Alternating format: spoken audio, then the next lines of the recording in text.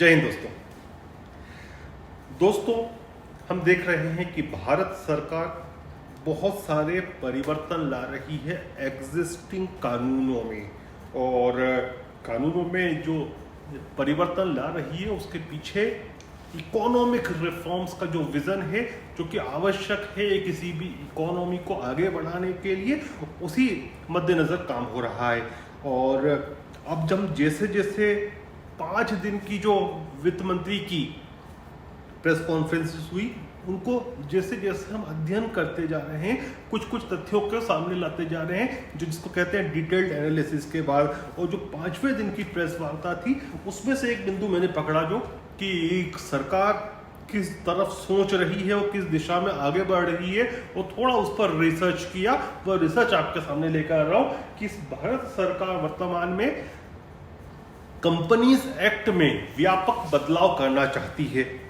अब हम सब जानते हैं कि जो हमारी कंपनीज होती हैं, वे कंपनीज एक्ट के अनुसार, कंपनीज के कानून के अनुसार उनका क्रियान्वयन होता है। उनका जो भी कार्य चलता है वो कंपनी एक्ट के माध्यम से चलता है। और अभी जो सरकार बढ़ रही है वो इस दिशा में आगे बढ़ रही है कि इसमें इसको डीक्रिमिनलाइज किया जा सके। मतलब इसमें जो ज़्यादातर चीज़ें हैं, सिवाय कुछ ऐसी चीज़ें जैसे होती हैं, जैसे नीरव मोदी का केस हुआ या विजय माल्या का केस हुआ, जिन्होंने पैसा लेकर भाग गए, वह तो क्रिमिनलाइज रहेगा। लेकिन बाकी जो चीज़ें होती हैं, ऐसी बहुत सारी चीज़ें होती हैं, जैसे कुछ CSR की रिपोर्टिंग करनी है, या कुछ फाइलिंग करनी है, या AGM की जो मीटिंग्स होती हैं उनके विषय में जो फाइलिंग करनी रहती है, वो सब यदि समय पर नहीं होता है तो वह भी अभी तक तो क्रिमिनलाइज था। तो एक स्वाभाविक बात है कि जिसको हम कहते हैं मालदारी, जिसको कहते हैं रेवेन्यू का वर्क, उसका क्रिमिनलाइजेशन करना, उसको फौजदारी की अदालतों में ले जाना, फौजदारी प्रकरण बनाना गलत है। और यह जो है ना, ये एक तरह से आप कह सकते हैं ड्रैकोनियन तरह का काम है, ना कि ये रिफॉर्मिस्ट इकोनॉमी में पैटर्न देखा जाता है। तो आप ये देखेंगे कि भारत सरकार ज़्यादातर कंपनीज एक्ट में जो प्रावधान हैं, सिवाय कि जिस प्रकार से कि पैसा लेके भाग जाना या फ्रॉड करना, उनके अलावा अधिकांश चीज़ों को डीक्रिमिनलाइज करना चाहती है। और जो कंपाउंडेड ऑफेंस जिसको कहते हैं कि जिसमें जेल जाने का प्रावधान होता है, उसको डीकम्पाउंडेड करना चाहती है, उसको कंपाउंडेड की श्रेणी से निकालना चाहती है। ऐसे जो प्रावधान होते हैं जिसके अंदर जेल का भी प्रावधान होता है और फाइन का भी प्रावधान होता है, तो इनमें डेफिनेटली फाइन तो रहेगा, लेकिन जेल जाने वाली जो प्रावधान है उसको कंपनीज एक्ट से विड्रॉ करना चाहती है भारत सरकार। और यदि आप 2018 से देखेंगे तो काफी कुछ हुआ भी है। अब इसमें बहुत सारी जो चीजें जुड़ी थी, वे जुड़ी थी 2012-13 में, जिस तरह से हम देख रहे थे कि नए नए रोज जो भ्रष्टाचार के मामले, कभी 2G आता था, कभी कोलगेट आता था, इस प्रकार के जब मामले आते थे, उसके बाद इस प्रकार के जटिल कानून जिसको कहते हैं, जिस तरह आप कहते हैं जिसको क्रिमिनलाइज करने वाले कानून, वे बनने लगे थे कि जिसमें जेल जाने का प्रावधान था। लेकिन अब चूंकि हम मार्केट रिफॉर्म्स की तरफ जा रहे हैं, सरकार की दृष्टि भी उसी पर केंद्रित है कि कितना चीजों को सुलभ बनाते जाए ताकि हमारे पास इन्वेस्टमेंट आए, हमारा व्यापार बढ़े और हम ज्यादा से ज्यादा कॉम्पिटिटिव बन सके इंटरनेशनल दृष्टिकोण से भी, और हमारे यहाँ ईज ऑफ बिजनेस और ज्यादा हो सके। और वह बहुत सारी चीजों में आवश्यकता है, वे चाहे फाइलिंग हो, चाहे वह आपके चाहे फाइलिंग से रिलेटेड हो, चाहे अकाउंटेबिलिटी से, अकाउंटेंसी से रिलेटेड हो, चाहे फिर वह टैक्सेशन की प्रक्रिया से रिलेटेड हो। जब तक इनमें रिफॉर्म्स नहीं आते हैं, तब तक आप मान के चलिए कि आप बिजनेस की चुनौतियों में आप चाइना जैसी कंट्री के सामने कहीं स्टैंडिंग नहीं कर पाएंगे। इसलिए अभी आवश्यकता है रिफॉर्म्स की, और सरकार मुझे दिख रहा है कि इस में आगे बढ़ रही है और इसमें बहुत सारी चीजें सरकार ने की हैं। मैं आपको बताऊं कि 2018 से पहले की यदि हम बात करें तो कंपनीज एक्ट में 81 ऐसे प्रावधान थे जो कि कंपाउंडेबल थे। अब 81 से उसको कम करते करते हम आ गए रिफॉर्म्स तक के 31 बचे हैं 81 में से। मतलब 81 ऐसी श्रेणियां थी जिसमें आपके पास जेल भेजने का प्रावधान था, उसको कम करके अब हम 31 तक पहुंचे हैं और इसमें आवश्यकता है कि और भी कम किया जाए। वो आवश्यकता है और सरकार जिस रूप में आगे बढ़ रही है, जैसे बहुत सारी चीजें होती है। मैं उदाहरण दूं आपको कि एक प्रावधान होता है CSR रिस्पॉन्सिबिलिटीज का, कॉर्पोरेट सोशल रिस्पॉन्सिबिलिटी। ये CSR क्या होता है कि जो भी कंपनी होती है वह अपने 3 वर्ष में जितना कमाती है उसका 2% उसको जन सरोकार में लगाना होता है। अच्छी चीज है,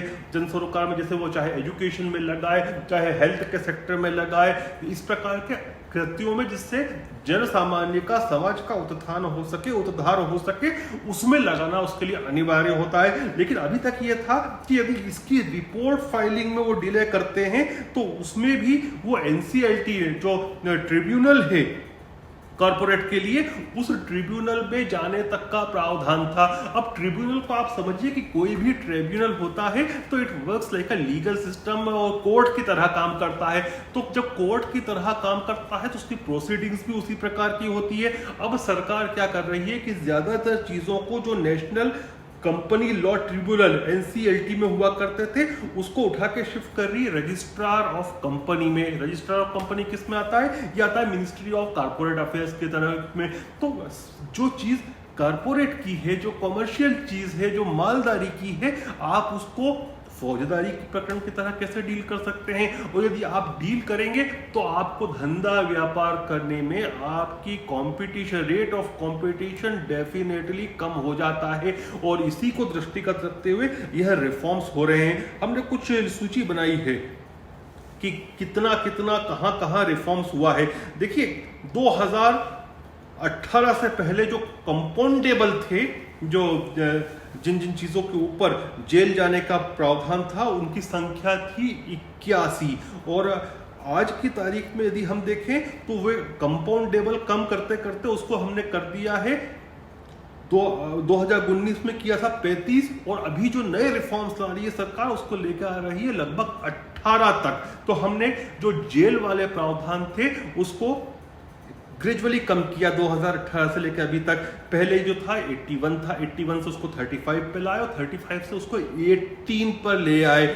और इसी तरह से इनको कहाँ लेके जा रहे हैं? अब इनको हम ट्राइब्यूनल से लेके जा रहे हैं रजिस्ट्रार ऑफ कंपनी की तरफ। अब जब कोई गलती होती है तो उस गलती में जो फाइन का प्रावधान है, वो फाइन का तो प्रावधान रहेगा लेकिन जेल जाने का प्रावधान नहीं होगा, और जिससे ईज ऑफ डूइंग बिजनेस में काफी परिवर्तन आता है। आपने यह भी सुना होगा कि जो ऑडिटर्स होते हैं, बड़ी ऑडिटिंग फर्म्स होती हैं, जैसे KPMG हुई, डेलॉइट हुई, इनको भी अगर कोई नेग्लिजेंस पाया जाता था तो इनको भी क्रिमिनल की तरह ट्रीट करके उनको क्रिमिनल प्रावधानों में डाल दिया जाता था। अब सरकार चाहती है कि इनको भी डीक्रिमिनलाइज करे, क्योंकि एक बात सच भी है ना कि अगर उससे कुछ गलती हुई है तो ठीक है। IFLS के केस में हमने देखा कि जो 2 ऑडिटर्स थे उनके ऊपर भी आरोप लगे इस तरह के IL एंड FS में। लेकिन जब एक चार्टर्ड अकाउंटेंट हमारी तरफ से फाइलिंग करता है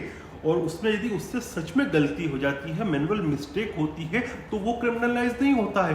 तो आप कंपनी के ऑडिटर को कैसे क्रिमिनलाइज कर सकते हो? और जो चीज वास्तव में मालदारी की है उसको आप फौजदारी में ला कैसे सकते हो? तो उसको जो डीक्रिमिनलाइज करने का कार्य कर रही है सरकार, ये बहुत अच्छा रिफॉर्म है। और आपको पता होगा 2014 में ईज ऑफ डूइंग बिजनेस में भारत का नंबर था 142, 2015 में हम पहुंचे 130, 2016 में फिर हमने कोई प्रोग्रेस नहीं करी, फिर 130 पर ही रहे, 2017 में हम 100 पर पहुंची रैंक हमारी, 2018 में ये 77 पर, 2019 में 63 पर। अब मुझे लगता है कि अंडर 50 हम आ जाएंगे इन रिफॉर्म्स के बाद। तो ये रिफॉर्म्स बड़ी अच्छी दिशा में जा रहे हैं, सकारात्मक कदम है, और मैं तो चाहता हूं कि और भी ज्यादा रिफॉर्म्स होना चाहिए।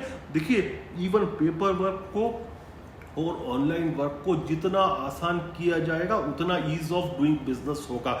हमको इंफ्रास्ट्रक्चर भी डेवलप करना होगा। देखिए अभी क्या हो रहा है कि जो कंपनियां हम बोलते हैं कि हमारे पास आएंगी, मुझे उम्मीद है कि चाइना से जो निकलेगी हमारे पास आएंगी, लेकिन वे वियतनाम ज्यादा क्यों चली जाती हैं, क्यों मलेशिया, इंडोनेशिया चली जाती हैं? क्योंकि वहां कानून आसान है। आप कानून को जितना क्रिमिनलाइज करोगे उतना लोग आपसे डरेंगे और इन्वेस्ट करने में भी भय खाएंगे। तो आपको स्ट्रक्चरल रिफॉर्म्स भी लाने पड़ेंगे, जिसमें आपको इंफ्रास्ट्रक्चर को डेवलप करना है, और लीगल रिफॉर्म्स भी लाने पड़ेंगे। और अब मुझे खुशी है इस चीज की कि हम दोनों की तरफ आगे बढ़ रहे हैं। फिर कल मिलेंगे किसी और विषय के साथ। जय हिंद, जय भारत।